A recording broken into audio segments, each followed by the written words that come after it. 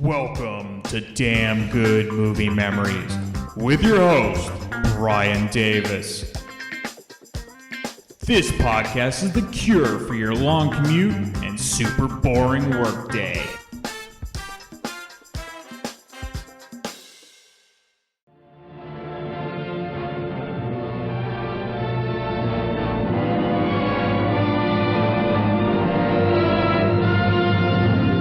Much-discussed Collier's Magazine serial, the book club bestseller, the prize-winning Broadway play, William Wyler brings to the screen the story of a family in its most desperate hours, filled with the warmth, the emotion, the stirring courage you found in his great Academy Award-winning productions, The Best Years of Our Lives and Mrs. Miniver, with this great all-star cast.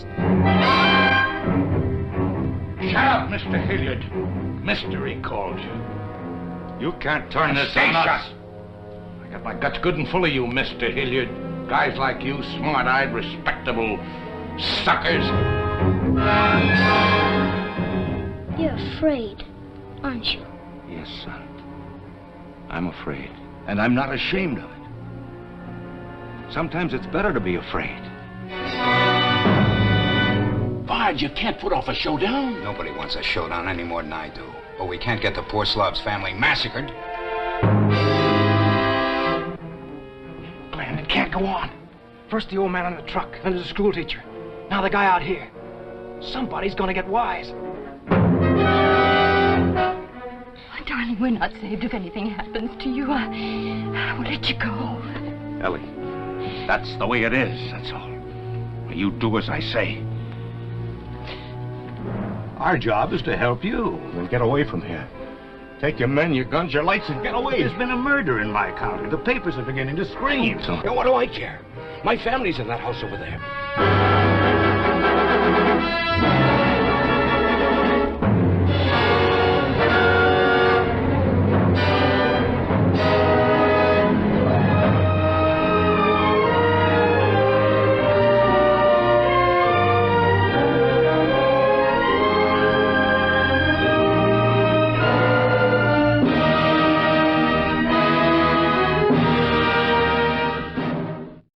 Hey there, it's Brian Davis, and for this week's episode, we're going to cover the movie The Desperate Hours from 1955.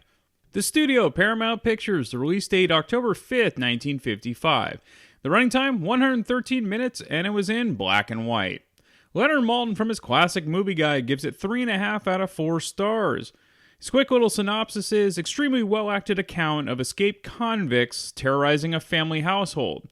From Joseph Hayes' novel and a Broadway play inspired by actual events. It was remade in 1990 with Mickey Rourke.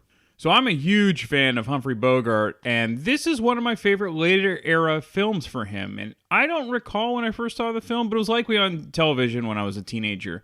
And this would be the second to last film of Bogart's career before his death in 1957. Okay, let's get into the main cast. Of course, you have Humphrey Bogart, who plays Glenn Griffin. Now, I covered Bogart's early career in the Maltese Falcon episode, and after that film, Bogart was one of the top actors in Hollywood and starred in his most well-known roles throughout the 1940s and 50s. Films like Casablanca, To Have and Have Not, The Big Sleep, The Treasure of the Sierra Madre, Key Largo, The African Queen, and Sabrina, all of which I owned, so get ready for years and years of Bogart episodes. Fredric March plays Dan Hilliard. Now, like Bogart, March was one of the most well-known and respected actors of his generation. His career began in the silent era during the 1920s, and he won 2 Oscars for Best Actor. He won for the 1931 version of Dr. Jekyll and Mr. Hyde, and then he won for The Best Years of Our Lives in 1946. His best-known films, in addition to the 2 I just mentioned, prior to The Desperate Hours include Les Miserables from 1935, Anna Karenina, The Original Star is Born from 1937, which is actually not a musical, Death of a Salesman in 1951, and Executive Suite. The director, William Wyler. Now, with Bogart and March in your film, you have to have the best of the best, and to also have one of the top directors as well in Wyler, it was no wonder this film was so well done. Now, I covered his career up until Roman Holiday on that episode, and The Desperate Hours was his next film after he did Roman Holiday. And he would go on to direct Friendly Persuasion in 1956, The Big Country in 1958, and arguably an amazing after such a long career. His most well-known film came in 1959, and that was with Charlton Heston in the film Ben-Hur. Okay, let's get into the making of the film. Now, as Malton mentioned in his review, the film is based on a 1954 novel of the same title. A Broadway adaptation debuted a year later, and Paul Newman played the lead. For the film version, Bogart was a bigger star at the time on film, which is why he got the part over Newman. Now, Bogart felt the role of Glenn Griffin was essentially a grown-up version of the Duke Manatee character he played almost 20 years earlier in The Petrified Forest with Bette Davis. For the role of Dan Hilliard, Spencer Tracy was the original choice, as both Bogart and Tracy were close friends. However, both actors wanted top billing, and then Tracy withdrew from the film. Fredric March was then cast. Now, the 1954 novel was actually inspired by real events which occurred in 1952, in which a Pennsylvanian family named the Hills were held hostage at their home for 19 hours. The Hills, after the incident, were unharmed, but didn't want publicity and tried to keep their lives private from the media. However, Life magazine published an article based on the novel, and that novel took liberties and claimed the pictures included in the feature were actual photos from the home of the family. Now, Mrs. Hill later had a nervous breakdown due to the Life article, and Mr. Hill sued Time magazine, the main publisher for Life, for libel due to not fact-checking various portions of the article which claimed to be fact. The Hill family won an initial suit for $30,000 in damages, but Time magazine appealed and the case went to the Supreme Court, where future President Richard Nixon argued the case for the Hill family. Now, the argument for Time was they felt the story was newsworthy, therefore privacy laws were waived, even for private citizens, as they were now considered public figures after the hostage situation. Now, the argument by Nixon was that a fictionalized account of the event should not be considered newsworthy, and therefore the Hills' privacy should remain intact. The Supreme Court initially sided with the Hills 6-3. However, this was an unpublished decision which was later uncovered in a 1985 book called The Unpublished Opinions of the Warren Court. The actual decision, which came in 1967, actually sided with Time Inc. 5-4. Basically, the court ruled that Time was not reckless in the publishing of their fictionalized story of the Hill hostage situation. It's amazing. Okay, let's get into the film. So the opening credits begin with a shot going down the street of a quiet suburban neighborhood. Now, this is the same neighborhood and house that was used in the TV series Leave It to Beaver. And ironically, the last episode we just did was The Burbs, which used the same Universal lot. However, the film is supposed to take place in Indianapolis, which is based on the novel and the play. We then meet the Hilliard family. Dan, the father, who is Fredric March. Ellie, the mother, Martha Scott. The teen daughter is Cindy, played by Mary Murphy. And their young son, Ralphie, played by Richard Eyre, who is probably like 8 or 9 years old and wants to be called Ralph. He doesn't want to be called Ralphie because he's old enough to be called his birth name, according to Ralph. It's a pretty idyllic life. They live in a nice home in a safe neighborhood. However, in a case of foreshadowing, after the kids leave for school and Dan goes to work, Ellie turns on the radio to hear this news report. The early morning escape was cleverly masterminded by Glenn Griffin. He, his younger brother Hal, and another convict named Kobish brutally overpowered a guard and fled without arousing suspicion. Griffin made headlines here 4 years ago when during a violent gun battle he deliberately shot a policeman, then surrendered. While making the arrest, an enraged deputy sheriff named Jesse Bard slashed his gun across Griffin's face, breaking his jaw. Griffin swore to someday get even with Bard. We then cut to the police station where we are introduced to the deputy sheriff Jesse Bard, played by Arthur Kennedy, who is disturbed, to say the least, that Glenn Griffin has escaped prison with his brother Hal and another degenerate named Sam Kobish. Bard is the one that put Glenn away. Even though now it's an FBI case, Bard is worried that Griffin will return to Indianapolis for revenge. Now, Bard's fears come true as Glenn, Humphrey Bogart, and Hal, Dewey Martin, and Sam Kobish, played by Robert Middleton, they're scoping out a quiet neighborhood to hide out in. Of course, they pick the Hilliards' home, mostly because Griffin sees a bike in the front yard, and parents will be less likely to do something like call the police if their kids are in danger of being taken by force. So Ellie is the housewife, and she's tidying up the home when she gets a visitor at the door. Sorry to bother you, ma'am, but it looks like I lost my way. Would you kindly direct me to the Bowden Dairy? Well, there are no dairies close by. Take it easy, lady. Easy, I said, easy. You scream and the kid will come home and find you in a pool of blood. That's better.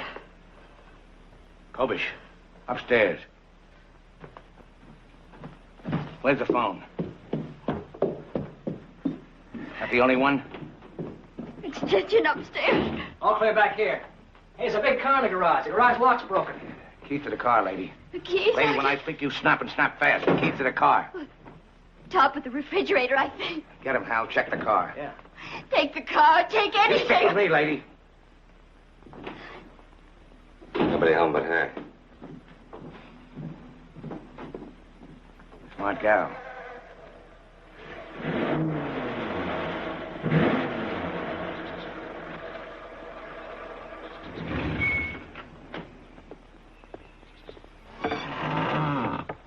How many bedrooms? 3.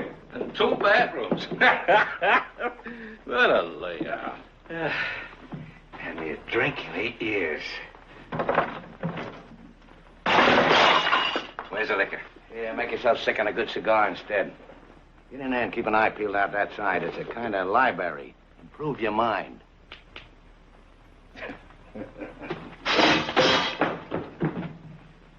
Crude, ain't he? Well, let's see the rest of the house.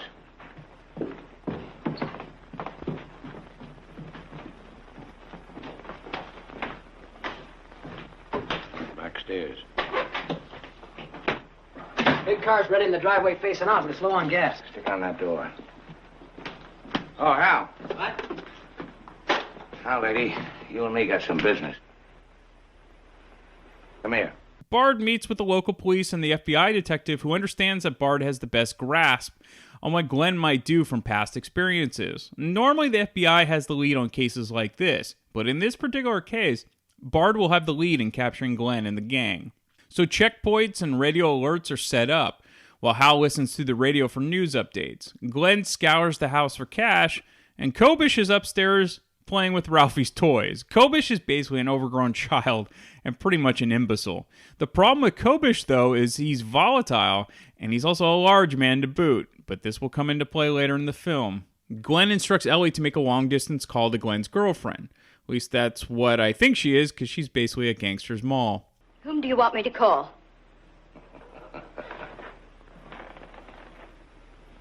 I always go for a dame with guts. That's whom you're going to call, a little lady with real guts.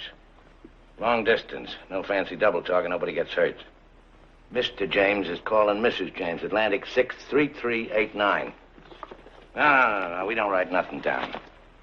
Atlantic 63389. Pittsburgh, PA.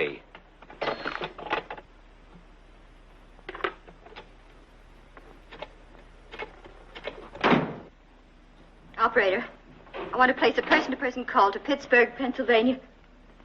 Mrs. James. Mr. James is calling. Atlantic 6... 3389. 3389. Now, do you, doll? No talk now, listen. Get here as fast as you can. Indianapolis? Yeah, any trouble, call on the phone. Number's, Broad Ripple 8493. Address is 6459 North Preston. Got it? Yeah. Okay, doll. I'll look for you around midnight. Be careful, see? I'll see you. Dan and Cindy arrive home later that afternoon to find a strange car parked in the garage. They get a big surprise when they enter the house, as Ellie is being held at gunpoint by Glenn. Being real sensible, mister. What are you...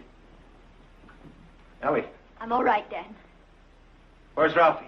Not home yet. Stop pointing that gun at her. Glenn, I left the garage door open. Shut it. The house is crawling with them. What are you doing here, Griffin?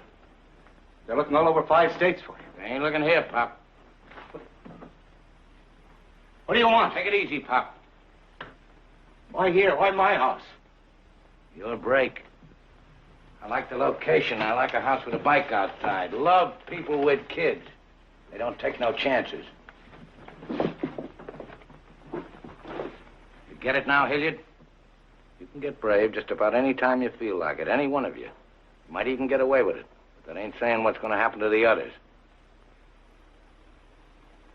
How long? You ain't dumb, are you, Pop? How long? About midnight, maybe sooner. See, Pop, we can play this together. Then nobody loses. Why midnight? I got a friend bringing me some dough. As soon as she gets here, we hightail it out. What if the police come? What if they find you here? What then? It wouldn't be pretty. If that happens, you folks get it first. Get turning in. Walk. Look, if you let me explain to him... Pull anything, hit it, I'll let you watch me kick the kid's face in. It's all right, Ralphie. What's going on? Who are they? It's all right, Ralph. You listen to your old man, kid. He knows where it's buttered. How come you're so late? I don't have to tell you nothing. Oh, Ralphie, I've been so worried. Scout meeting, remember? Missus, it don't pay to forget around here tonight. Griffin, what if I could get you the same amount of money you're waiting for now, before midnight? Hey, don't you may be a big shot in your office, but I seen your bank book, 800 lousy bucks. Let's face facts, Pop. You're a punk. Well, I could raise more. Now, don't get your mind in uproar, Pop. Listen to him anyway, Glenn. The guy's using his brain. I'll use yours. Helen's on her way here now. Yeah, but that ain't it. He's got other business in this town. Shut up. Well, what am I in the kid care? Who busted your I'll jaw? bust yours if you don't shut up. Why should we stick Shut out? up, I tell you. Just as you can get some copper knocked off. Go spill your stinking guts somewhere else. Who got you here? Who done it? Now get out in the back.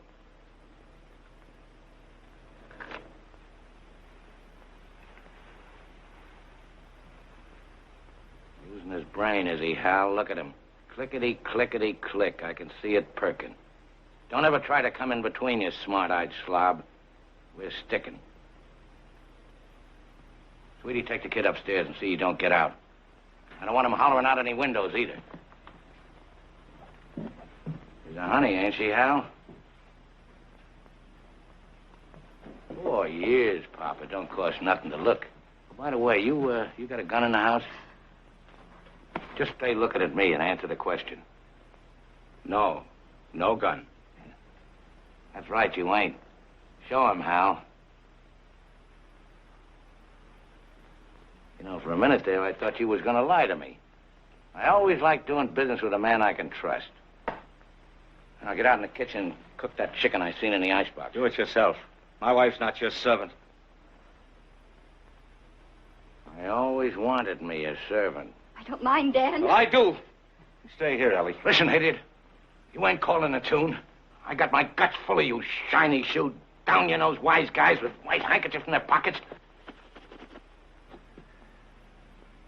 Next time, I'll wipe them on you. Now get out there and cook.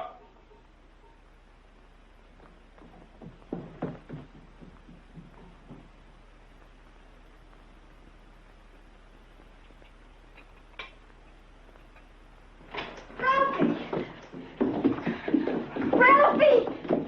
Where's my other DC-7? Oh, I don't know, kid. What did you do it? I'll get you another one, Ralphie.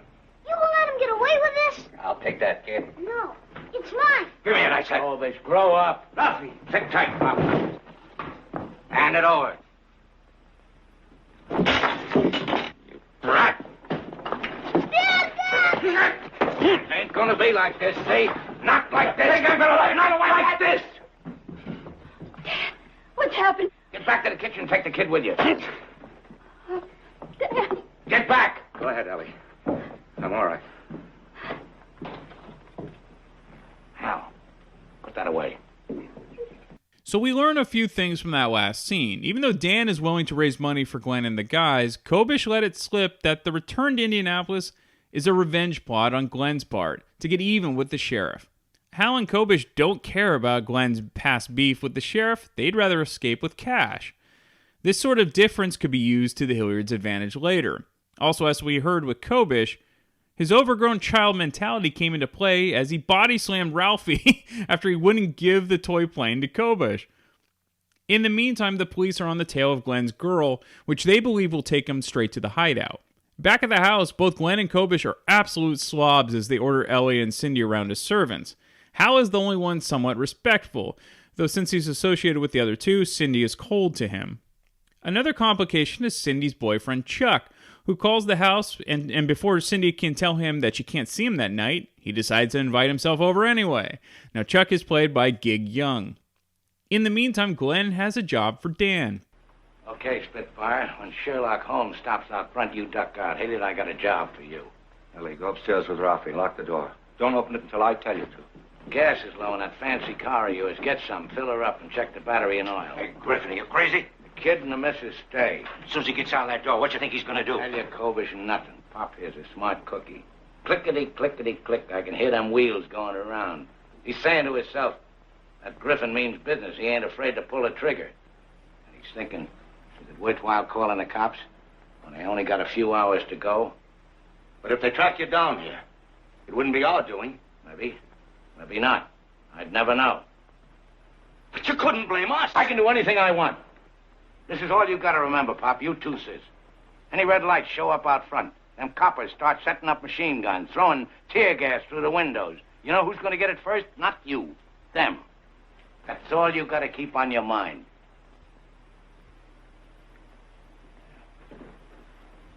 Hey, mister, give me some liquor. No. No liquor. This time he's right, Kobish. You letting this joker give the orders? Nobody gives me orders. Make it bourbon, idiot, bonded. Bring back some late edition papers. Would you like a scrapbook, too? Wait upstairs until Chuck comes.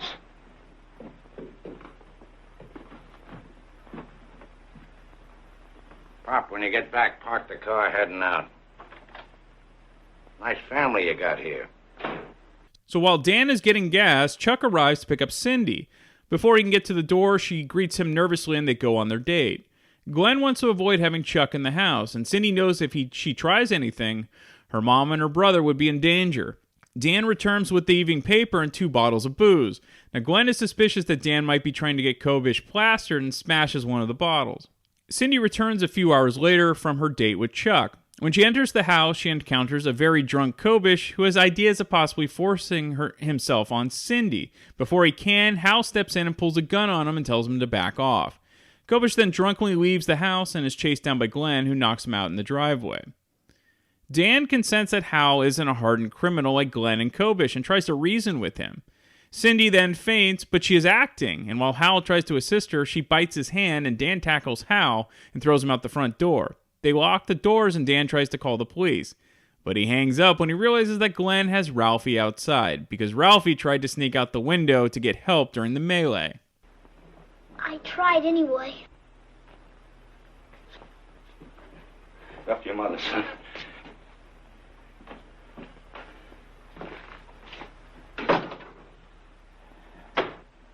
Jumped off the roof. Brave kid you got there, Hilliard. Brave family. Going on midnight, and you couldn't wait. You couldn't wait! You ain't learned yet who's running this show, have you, Hilliard? Hands off, Griffin.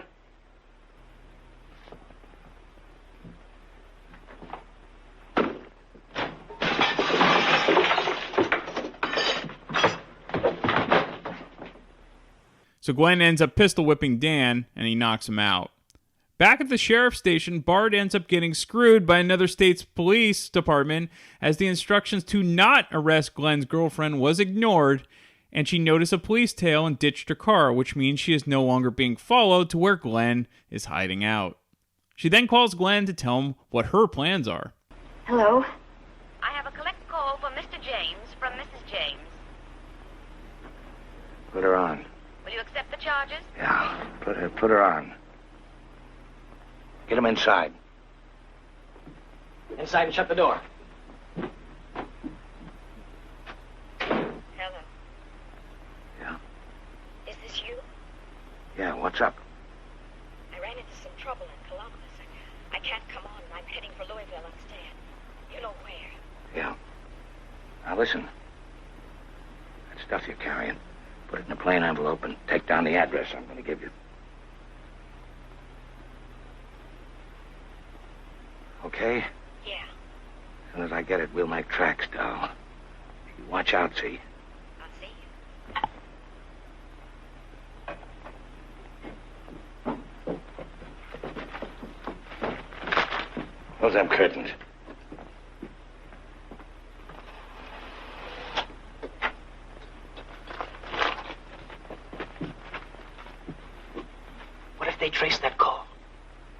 of a town called Circleville, Ohio? Here it is. 24 miles south of Columbus. Think them dumb cops are going to start tracing phone calls from a jerk town like Circleville? Yeah, but what if we get trapped in here? We'd be better off anywhere else. It can't be nowhere else. All that dough in this town, have that copper put on ice for good. The next morning at breakfast, the Hilliards finally snap, but Glenn has a surprise in store that keeps them in line. How much longer, Griffin? Oh, now, Pop. Got any way to talk to your guest? How much longer? Till I get a certain envelope in the mail. Meanwhile, everything goes on just like before, see? Normal. You and the Spitfire go to work. Junior here gets a break. He misses a day at school. Won't hurt you, kid. Missed a few myself. And look at you. Yeah, you're looking. Pass you on the street, you look right through both of us. Well, you're seeing us now, sis. How?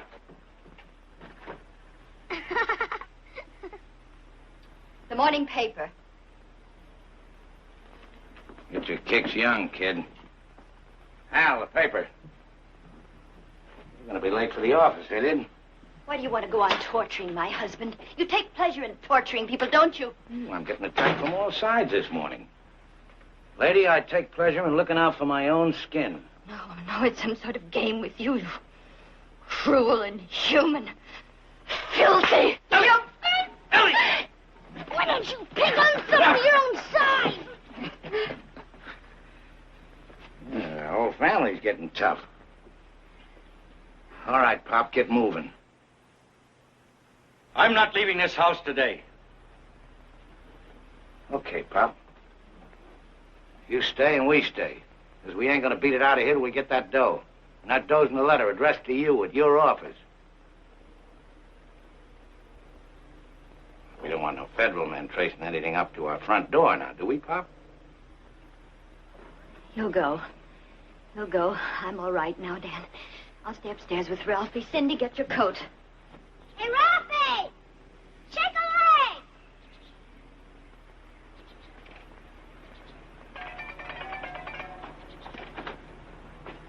Ralphie's staying home today, Buck. He hurt his leg. He did? The lucky stiff. Tell him he's gonna miss the big game. A plus, Pop. You heard me, Ralph, and that's what you're going to do. Stay home, and with your mother.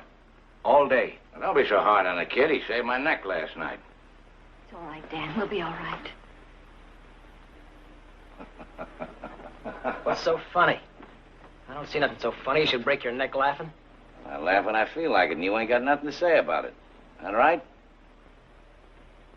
All right, Hal? Yeah, that's right.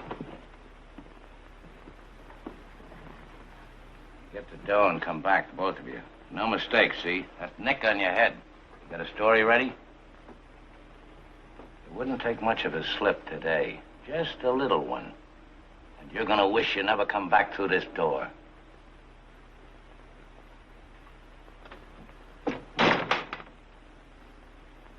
Griffin, I never understood before how a mind like yours works, but I do now. You're gonna be late for that time I know clock. exactly how you feel because I've got the same thing in me. I want to kill you. Pop, you're a regular comedian. If anything goes wrong here, any harm comes to any one of us, I'll do it. I'll kill you, so help me God. You understand that? Yeah, I got you. We understand each other all the way.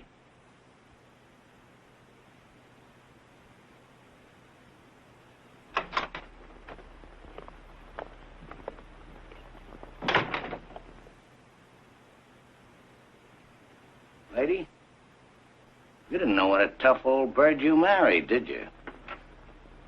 No. No, I didn't. While Dan drives to work, he tells Cindy not to come home that evening no matter what. Back at the house, Ellie pays the garbage man his monthly fee, but Glenn gets nervous about the garbage man seeing their car in the garage and instructs Kobish to tail the garbage man by hopping in the back of his truck. And Kobish ends up moving to the front seat and pulls a gun on the poor garbage man and tells him to drive out of town. Dan arrives at the post office and checks the morning mail, but does not find the envelope from Glenn's girl. The next postal arrival at the office is in the afternoon, and he instructs his secretary to give him the delivery immediately, unopened, when it arrives. Dan then decides to write an anonymous note to the police and goes to a nearby hotel to have the bellboy deliver it personally.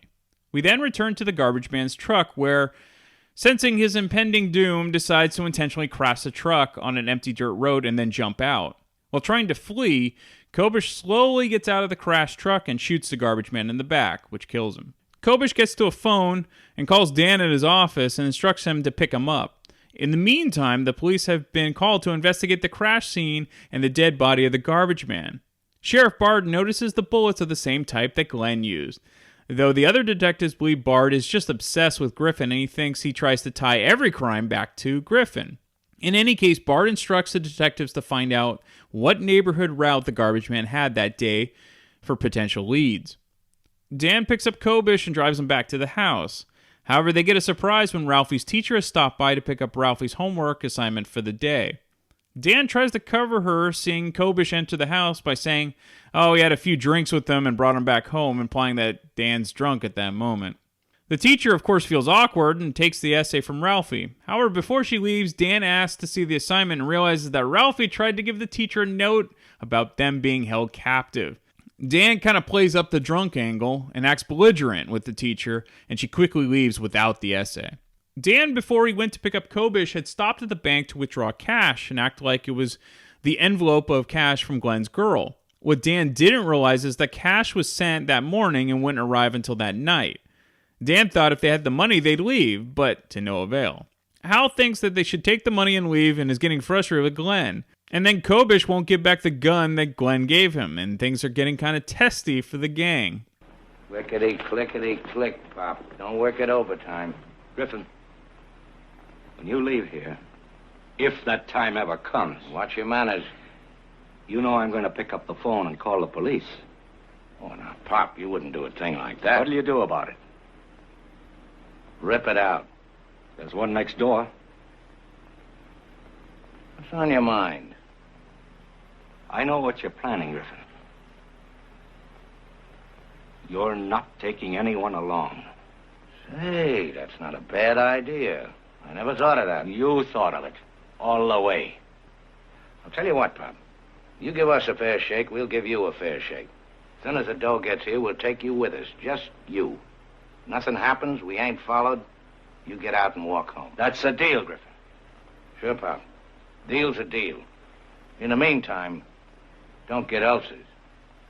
All right, there's about 30 minutes left, and it's a thrilling ending, as you might imagine. Now, both Bogart and March are in top form in this film, and as I stated at the beginning of the episode, this is basically a sequel to The Petrified Forest 20 years later, and Bogart is perfect in the villain role.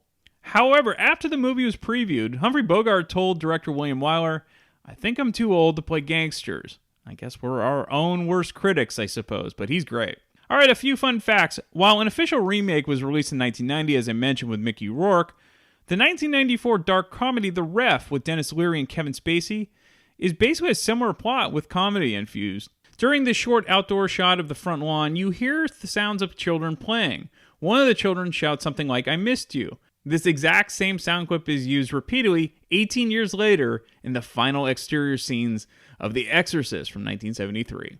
All right, as we like to do, we have our resident classic movie fan Samantha back to discuss The Desperate Hours. She's never seen this film, and so we get her first take on seeing this great classic film, and I will be back next week to talk about yet another random movie from my DVD collection.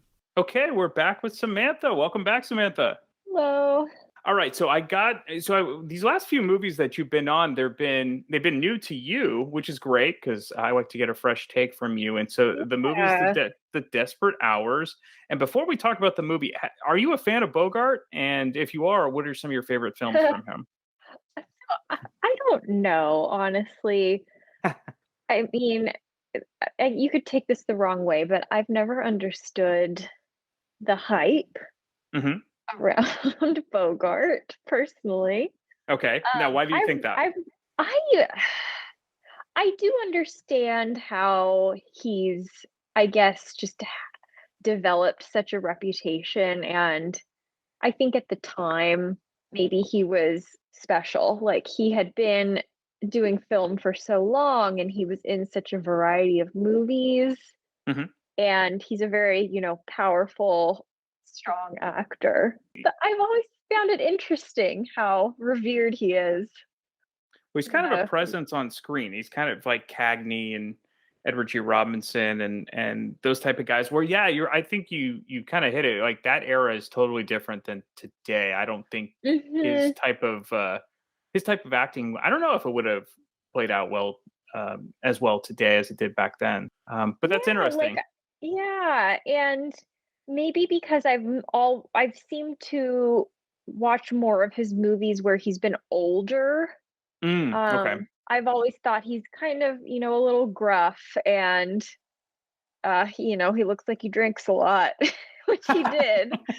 So I don't know. He's a bit of a rough guy, but you can't argue that his performances are very striking and captivating. And I can't say I've watched a movie he's been in and I've thought like, oh, that was horrible. Like, no, he's a great actor, but yeah, I just don't. I've never really been, oh my God, Bogey. He doesn't appeal to you. Love him. Like Cary Grant or Gregory Peck or someone like that. Yeah, like that's mean to say, but he's not. No, that's fair. In my opinion, he's not as attractive as them. So. No, you know what? That's totally valid because that's and that's like any actor or actress. I think that's totally fair. Absolutely. So you appreciate his art, but it's not someone you connect with completely, and that's totally fair. Yeah, and I don't know. Like I feel like when he's more of perhaps more of an everyman. Character, like he's not that, he doesn't appear on the screen and it's like wow, Hollywood, his teeth are shining, that type of power, but it's more understated. Yeah, which is actually in some ways very cool, but that back then someone like him could become like a superstar worldwide, because today I don't think it would happen. Yeah, and just how prevalent he was for decades. And the other thing too, I've always thought was, I think from a female perspective, is he always worked with very young and very pretty actresses. Right. Especially when he was older. And I thought, interesting. I think, that happens nowadays too. But I always kind of thought that was weird from like a young woman's perspective. I never liked that type of casting. So. But then again, I mean, it kind of mirrored real life because Lauren Bacall had to be 20-25 years younger than him too. Yeah. But like I said, I've liked all of his performances and I've rewatched several movies he's been in. But it's just mixed bag. Have you seen his early gangster films like The Petrified Forest or High Sierra, like probably in the late 30s, early 40s? I don't believe so. Like I could have seen bits and pieces. Like I'm one of those people that would watch, stuff on TCM, like here and there all the time, whatever's on, I'll watch part of a movie. But I don't think I ever really keyed into those. Because this really, and it kind of fits how you described him as kind of that gruff character. He's kind of perfect for this role because it really does go back to those early gangster roles before he became kind of like known for being a private eye, kind of a suave gentleman like he was in Casablanca. So I think he fit the role perfectly. Like I couldn't imagine him playing the Fredric March character. Like he had to play this guy in Desperate Hours. I thought that same exact thing. Like. How he played the character in this movie, it felt like someone who had this life for a long time, and he'd been in prison for a few years, in and out, and now he got out, and this was he really fit into that role. And I thought it was cool how he was, I think, 50, in his late 50s when this was filmed, and it was perfect. So watching it for the first time, what did you like and what did you dislike about it? And did you read up on it before you saw it, or did you just go right into it based on my recommendation? So I did not do any prior research. Okay. I just watched it from the beginning. I think when I looked it up to rent it, I saw that it was about, some guys that escaped from prison and on the run, whatever. But I Mhm. didn't really expect that the whole movie was going to be a hostage situation. Right. So I thought that was kind of not weird. That's not the right word I'm thinking of, but I just wasn't expecting the whole movie really to take place in this house. Sure. I thought it was going to be more of like a, on the lam type storyline. Okay, like they'd be Um, moving from place to place. yeah, Okay. Mhm. like going from here to there, running from the cops. And also because we were introduced to that, was he a detective or police officer? We Yes. were introduced to him at the beginning, so I thought maybe there would be, more of a showdown um, between them at the end. Oh, with the deputy So sheriff, yes. Mhm. yeah, yeah. Who knew Bogart's character? I thought there Right. might have been more to it there. So, yep, I think that had its pros and cons because I did feel like the movie was a little like claustrophobic and long. Yeah, it is Um, long, like, it's almost 2 hours yeah, long. Yep. because they were just it was hostage situation the whole time. We did have some people, come in and out, and the daughter's boyfriend, there was a plot with him kind of. Right. But it really was just this really it ended up being a lot darker and more scary than I was expecting, because they were just this hostage it was this hostage scenario that became increasingly violent. Yep. And yeah, so it went in a direction I wasn't expecting. And I think I liked how it really dialed into that, but it did go too long, Mhm. in my opinion. Well, it was based on a novel first and then adapted into a play, and that makes Mhm. perfect sense because as a play, if you're only in one really central Yeah. location, that makes sense. And so I'm glad you brought that up. So did it feel almost like it would be today, like a TV episode? Oh, almost. Mhm. Almost, because what's funny is I was as I was watching it, I was like, "This reminds me of a new movie I just watched." Oh, okay. Um, and it was just released this year.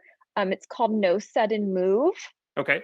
and, it starts out with and it's based in the '50s too, so Hmm. I'm wondering if there was some inspiration pulled Oh, from this interesting. movie because it was Mhm. very, very close, where No Sudden Move, it starts with some criminals go to a house, parents, 2 kids, and they hold them hostage. Hmm.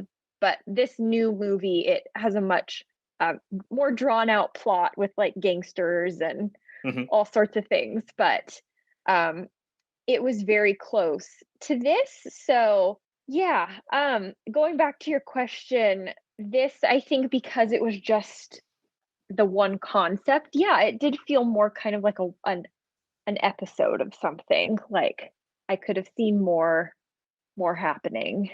I'm glad you brought up No Sudden Move. I haven't heard of it, but I'm looking it up right now. So it's directed by Steven Soderbergh, and he's the one Yeah. that directed the kind of the reboots of Ocean's 11 with George Mhm. Clooney. He's a big fan of classic Hollywood, so I bet you he was inspired by some of those classic, films, and probably Desperate Hours as well. Yeah, it was eerie how close it was. Hmm, that's I good. I That's I interesting. had I just watched this movie maybe 2 months ago, right when it came out, Okay. and definitely there are strong differences, but just the setting and the kind of feeling where of this hostage scenario, it was so close. Well, I think it's interesting that the newer movie went back in time to do this because just as a story writer, I think it's so much easier to create plot points around uh, stuff that's not made today. Because today, technology can solve a lot of these issues that you get into. Oh, Whether it be a yeah. cell phone or Yeah. tracking, and it's actually a lot more fun way back when to try to get out of a Yeah. situation. 'Cause there was a scene, in the Desperate Hours Hmm. where, I think is it someone makes a phone call and they operate or tries calling the operator. Right. And then the operator is kind of just left hanging. Mm-hmm. And nowadays, if you call 911 and you hang up or it's silent, like they will follow up. Right. It with automatically you. traces. Yeah, it automatically traces you. So, yeah, so nowadays the cops and someone would have been there much sooner Absolutely. for various reasons. And that brings up a good. So, in the desperate hours, is there anything you would have changed, or were you thinking about a way to get out of the situation if you happen to be in the same situation as the family? Like, let's say you were the daughter. What would you have done? Would you have done anything differently, or were you even thinking about that? Well, so maybe I'm just optimistic, but I'm the type of person that whenever I watch these types of movies, I'm like, just go to the police. Like, I don't care if they threaten, Right. they say this, and that. Like, if you are out of that house, just go to the police. Because the criminals typically are not, they're not rocket scientists. No. So if you can just get out and tell someone or go to the police station, call the police from your office, potentially. Right. Like, it's not like they had the whole house rigged with bombs or something. That you know of. They had a gun. Yeah. So, yeah, but that's just me. And you would pay the ransom immediately, or you wouldn't pay the ransom if there was a ransom. Oh, if there was a ransom, well, I'm always like, get the police involved. So no matter what, you want the FBI or I want everyone in, give them what they want, just do it. Like, I don't want to talk to them. I don't want a reason. Just do it. Good to know. See, the tips from Samantha. Yeah. You'd be a great hostage negotiator too. Oh, maybe. Just give them what they want. So other than that, were there any other things that you would have tweaked or changed in the plot of the film? I don't know. One thing I did actually catch that I liked was, I think this was done on purpose, but I really liked how the beginning the beginning scene with the family and the final scene tied in. Okay.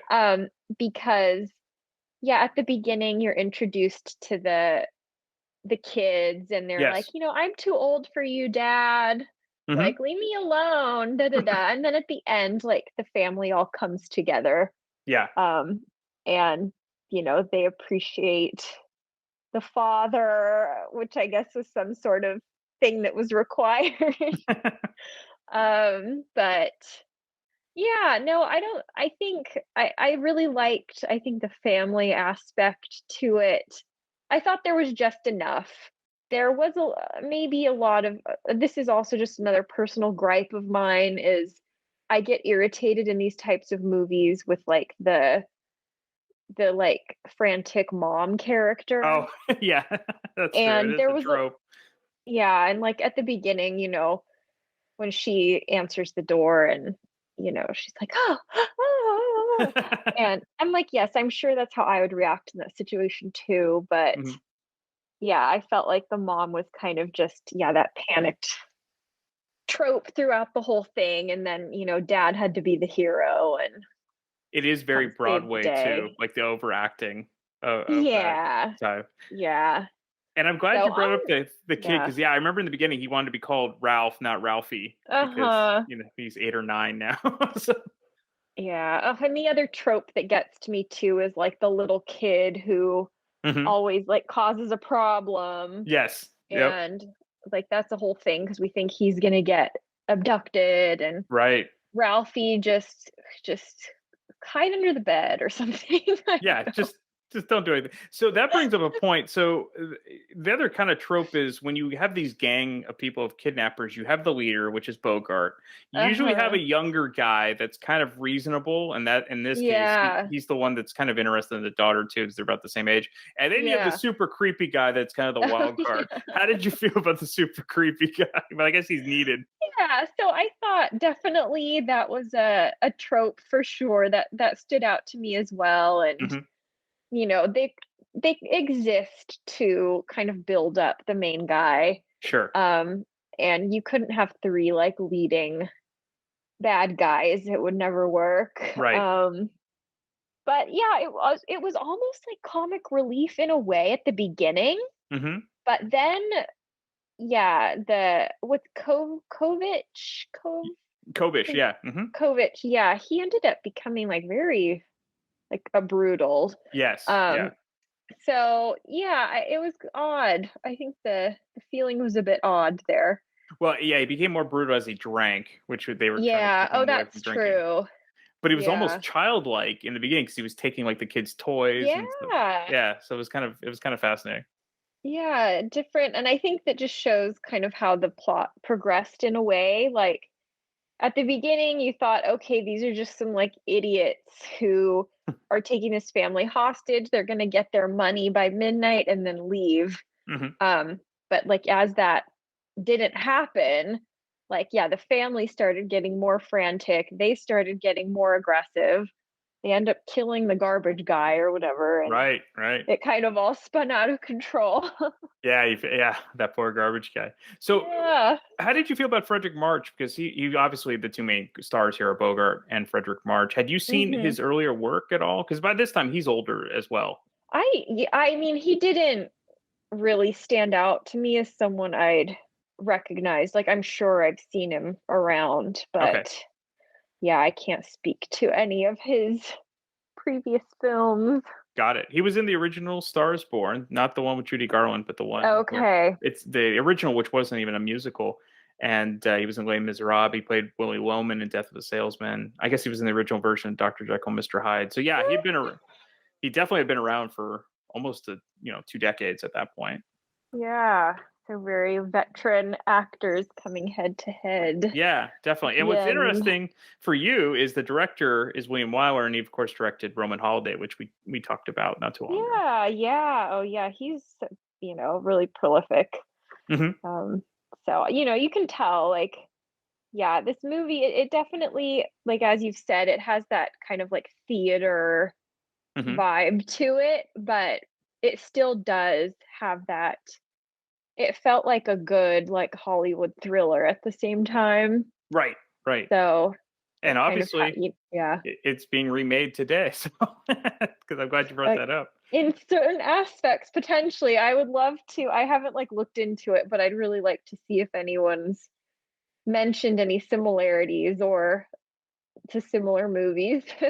Well, I think it's real smart for directors if you're trying to target younger folks, like you could go back to the 50s and I guarantee, with the exception of you, nobody's going to notice like seeing like if they were trying to redo films from the the 40s and the 50s. Yeah, I know. So would you recommend this, or was this one that you would not revisit? No, I would recommend it, but I think just you have to watch it and understand kind of that it will drag on a bit. So I think I went in and I thought it was going to be more of like a fast-paced, suspenseful, crime movie with lots of twists and turns, but it was kind of like a slow burn. Right. And the suspense was there, but part of me enjoyed it, and then part of me was kind of like, get to the final showdown, or that type of thing. So yeah, kind of mixed feelings. I think that's a perfect description. I think it's the slow burn, as you put. I think today, well, who knows today, because they draw at everything, but if it was 90 minutes might have been a perfect. I bet you if this had been a B picture, it would have been 90 minutes. But I think because they had Bogart and March in it, they felt they could probably get away with it being a little bit longer, and people would go along with it, and that's valid too. Yeah, I think there were lots of dramatic moments. Oh yeah, for them to show off. Yes. Well, as always, thank you so much, Samantha, and thank you for being willing to check out movies for the first time and talk about them. Yeah, it's great. Thanks. Come hang out and chill with Brian A. Davis and the Bad Beat. Wednesdays, 11 p.m. Eastern, right here on thatmetalstation.com.